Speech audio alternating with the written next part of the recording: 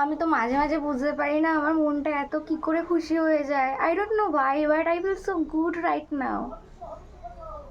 সকালবেলা উঠেই আমি আগে একটা রুটি আর চা খেয়ে নিয়েছিলাম, দেন আমি রেডি হয়ে নিলাম আজকে আমার কিছু জিনিস কেনার রয়েছে বলে।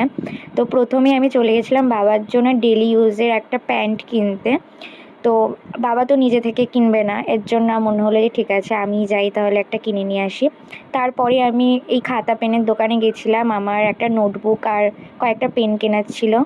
দেন তারপর আমি চলে গেছিলাম জুতোর দোকানে। অ্যাকচুয়ালি আমার না ডেলি ইউজের মানে একটা জুতো খুব দরকার ছিল, তো আমি এই জুতোগুলোই নিলাম। এগুলো বেশ কমফোর্টেবল ডেলি ইউজের জন্য।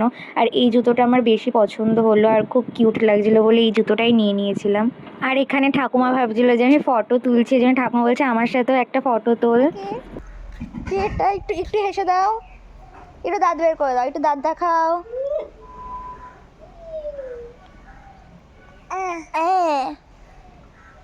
বলে পিসি বলো, হ্যাচ্ছু হ্যাচ্ছু।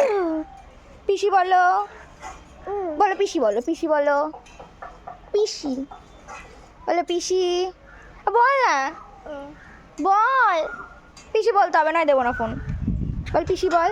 আর এই পুচকুটার হাতে একটু ধুলো লেগেছে বলে দেখো কীরকমভাবে নিজেই হাতটাকে ঝাড়ছে। ও এত কিউট, আমার না ওকে ধরে চটকাতে ইচ্ছে করে সারাদিন। আর এই পুচকুটা এখন সবে সবে হাঁটা শিখেছে, এর জন্য আমি ওকে বলছিলাম যে পাপা কি করে বুড়ো দাদু হাঁটে একটু দেখিয়ে দাও তো। দেন দেখাচ্ছিল, খুবই কিউট। তারপর মায়ের সাথে একটু আমি খুনসুটি করছিলাম। দেন এখানটায় আমি একটু নোটসও লিখে নিলাম, তারপর লাঞ্চ করে নিলাম। আর আমি এখনও সেই ছোটোবেলার অভ্যাসটা, ভাত খাওয়ার সময় গোপাল ভাত দেখি, নয়তো আমার খাওয়াটাই ঠিক হয় না। এই তো আজকের ভিডিওটা এইটুকুই, দেখা হচ্ছে নতুন কোনো ভিডিওতে, বাই।